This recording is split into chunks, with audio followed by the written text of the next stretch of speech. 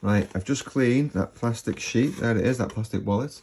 I just soaked it, honestly, in the sink with water, cold water, for about 2 minutes. The acrylic paint that's on it will come off a bit like a skin, really, that collects around the plug hole, and you just take that out and bin it. It doesn't take long at all.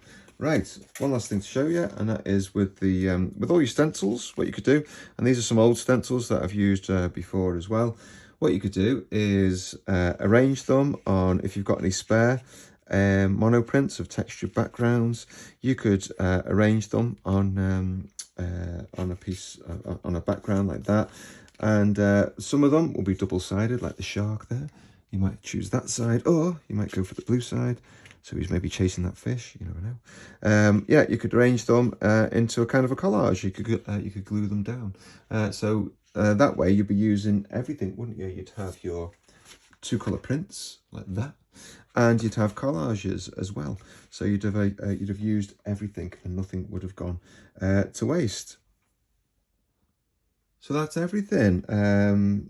Yeah, hope you've enjoyed it, and looking forward to seeing what you can all do. Yeah, main things to think about are we want to start off with a lighter colour first as our background, and a darker colour on top, don't we? The colour on top is better if you roll it out rather than use a paintbrush instead. Yeah, and oh yeah, a stencil.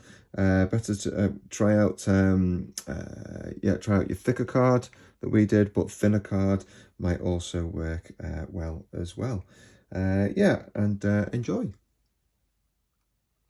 So if you remember earlier, I said leave your best one as it is. So here was the best one, and then the others you might want to work into them. This one, I just decided to use a Sharpie pen on this one.